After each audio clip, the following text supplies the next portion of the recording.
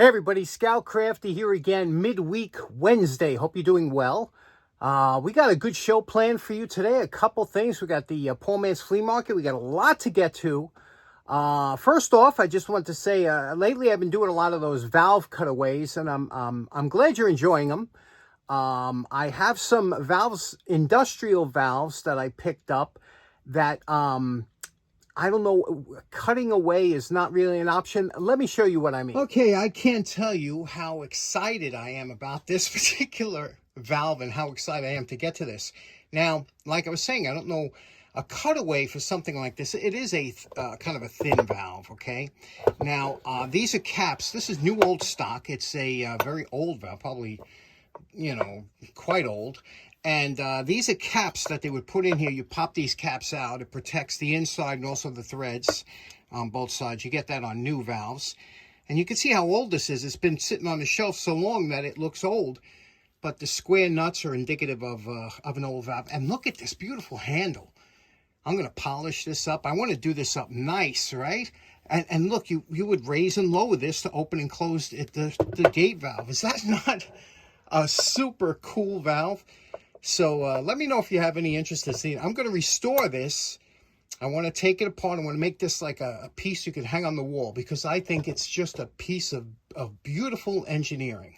What do you think about that? Okay, next up, like I said, the Poor Man's Flea Market's been very good because of the nice weather that we're having. We're having some really pleasant weather, spring. And because of that, people get in, they clean out the garages, and also there are a lot of people that are moving or getting ready to move. I filmed a part of my walk where this particular house was moving, that has been, and they've been kind of getting rid of stuff for the last almost a year. I don't know when they get ready to move, but check it out. You can see here, this is in front of the house. You can see the kind of things that are thrown out. Not much garbage, but pretty good stuff. But look at over here. And I said, oh, look at this. Let's check this out. Okay, first up, what I grabbed from that great find, right, was this pad, mostly full. And you can see what this is. This is a art pad, and they call it newsprint because this is what basically like newspapers kind of would be printed on. It's that kind of thickness and weight of the paper. It's got kind of a texture, very good for charcoal drawing or whatever kind of drawings you want to do. Sometimes you would rip it off here and then put it onto a board. You wouldn't, because this paper has a tendency to bleed through, you wouldn't, like especially if you used a marker, it would bleed through to the next. So what you do is you rip off a piece and then you would put it onto a blotter, which is basically a piece of particle board or hardboard as it's called. And this is, you know, artists would use these. They got a little carry handle up there on top, you could see, and it also has the clips here. And you can see how this clip works. You move this item up here and then you open it up like that. And that's how you would clip on to either your pad, your whole pad. And if you were just going to put a piece on, you would usually use 4 pieces of tape, small pieces of tape to hold it on. But you can see how this goes on. You would lift this up, put the whole pad here like this, and that's how you would transport it. So I remember taking this in art class and stuff, and this stuff isn't cheap, especially nowadays. I don't know why. The big paper is expensive. So I picked this up. Next up, I was really excited to see this because I saw the box leaning against a tree, and I saw what the flap says. And if you could see here, the flap says C-Rite Portable Tracing Box, model PTB 11.5, 2 lamp unit, 11 by 18. And I knew right away what this was. I just looked in the box. I saw the unit was there. I grabbed it. I have not taken it out of the box. It could be broken, could be shattered, could be junk. But I'm doing a true unboxing with you here today because I think it's exciting. And I know what this is because I made one as a kid out of wood and a piece of opaque plexiglass. So let's pull this out and see what we got. Okay. Okay, it's upside down. Don't get discouraged. It's upside down, but it's good because there's no rust or anything. There's the cord. Okay, let me flip it around and show you what this is. How great is that? And there it is. Here where it says too light. The press and hold switch for at least 15 seconds. Light takes colder if cold, longer if cold, which means this is a fluorescent light. A little bit of rust there. Let's plug it in. I think this thing is going to work right out of the box.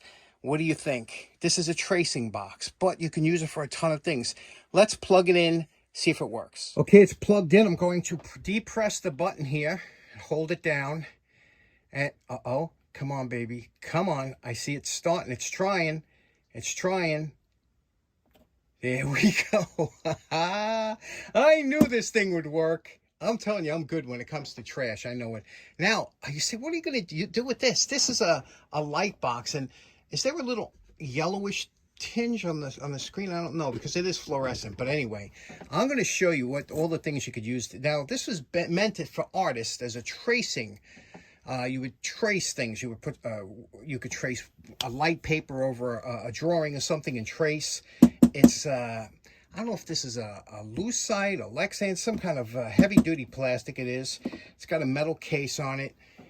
You can see over here it says C-Rite tracing box, 110 volts, 110 volts, which means 80 watts. This is old because normally it would have listed it 115 or something, but this is back in the day. Look at that. And let me show you some of the things you could use this for. Okay, in the bottom of the box, I was just looking right now, and there's this receipt. This receipt of, you see it says Best Paint on Jamaica Avenue in Queens Village, and wall coverings or whatever.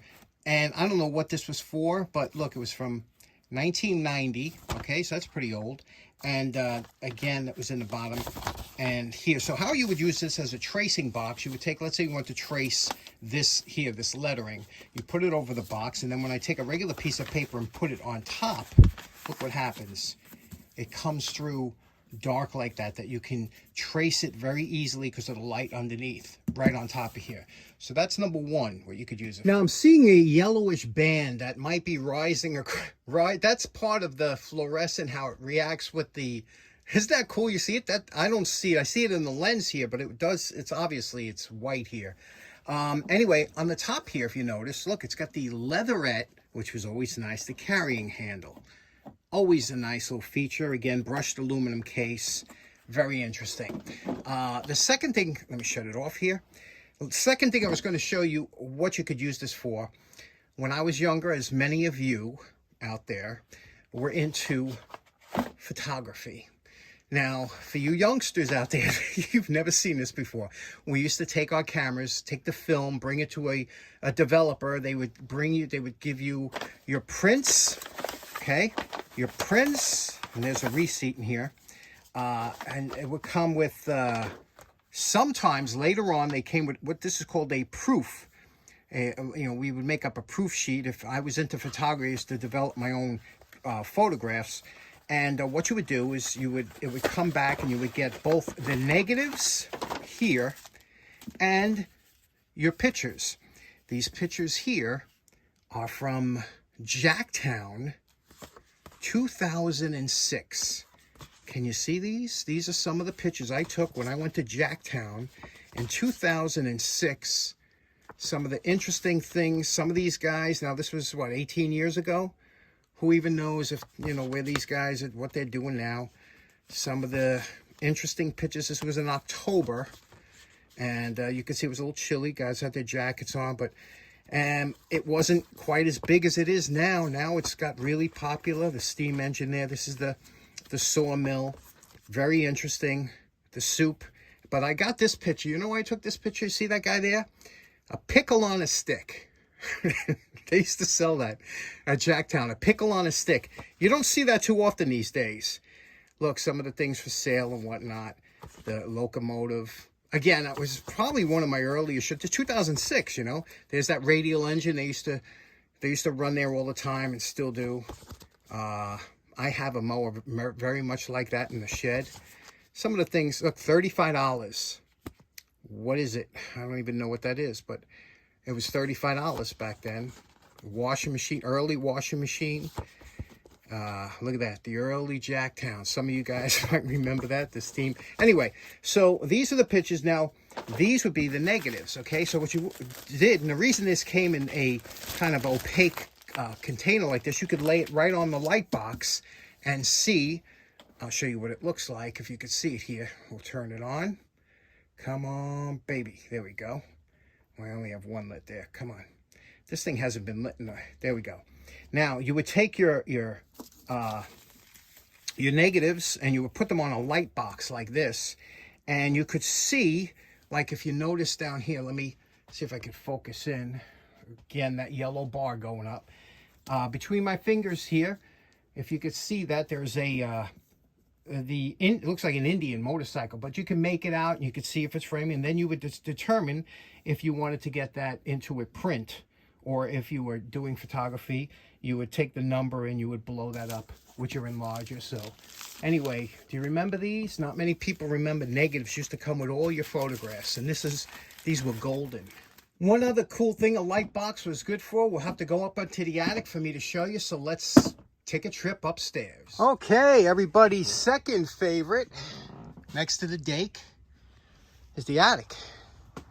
Everybody loves the attic, right? All kinds of cool stuff up here. And today we're going to be looking over here, next to the manila rope, the paracord, right here. Here is my secondary workbench up here, and this is where this is going to live, upstairs in the attic. But let me show you a third use for this great light box. Let's see if it'll fire up here. Yep, there we go. Let me show you. Okay, the third cool use for this is for viewing x-rays. Oh, yeah. Yeah, look at that bad boy. No, that's not me. But somebody took a heavy hit there, right? Look at all them pins and screws, and I've had these for a while. I just found these interesting. I got these off, believe it or not, off of eBay. That's one. Check this out. This guy had his knee replaced. What do you think of that, huh? Nice knee replacement there. This one here is a hip replacement. Oh, check this out. This one, some of you guys who have medical knowledge, I don't know which way this goes. I don't know if I might be backwards. I don't know. Excuse me. This x-ray absolutely amazes me because of everything that's going on here. First, we have 2 hip replacements, and that's the old style hip replacements. Now they changed the design, the shape, but those are early ones from like 20-something years ago. But if you look in the center here, that's the prostate area, and they have LDR therapy. That's small titanium seeds that had radiation in it that would shrink the tumor there. Isn't that amazing? Gotta admit, that's pretty cool. Look at this one here, this hip. He had pins and stuff put in. I got a couple artificial hips, not in me, I mean the actual metal joints. That's cool, right? I haven't seen these in over 15 years. Here is a shoulder. Okay, now I don't know if that shoulder is damaged or what. Somebody might know. Over here, look at that. Look at the screws.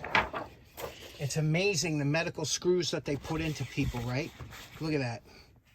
That long, probably titanium or some kind of, I know you guys out there that are in the medical field, you would know what type of alloys they use. You know, this is slightly embarrassing that I don't know what this is. I think this is a forearm, right? Is that the forearm? The elbow is up to the left here and going down to the wrist, because that's a shin over there, and I don't think it's a shin.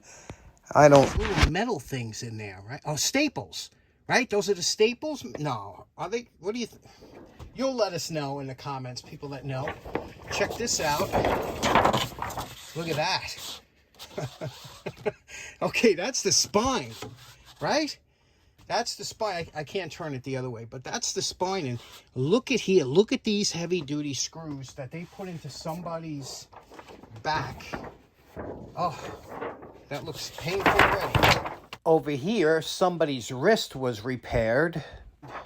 Last but not least, we have this here. Now, that's a long bone right there. Look at where the break was here. See the break? And I guess there's some kind of contusion or something around it. Again, I'm waiting for the medical guys to chime in. Look at that long rod that they put in there. I wonder if that's in, do you think that's inside the bone, that rod? Because I don't see any screws. Absolutely amazing. What do you think? You know what's funny? You never know what's gonna show up on this channel. I mean, wasn't this a tool restoration channel at one time? Anyway, lots of cool stuff up here. I'll take you for a tour again soon.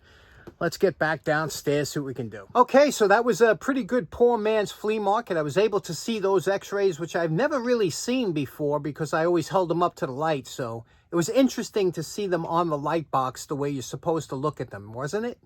Anyway, thanks so much for tuning in. I'll see you again on Friday. Have a good rest of your week. Take care now. Bye-bye.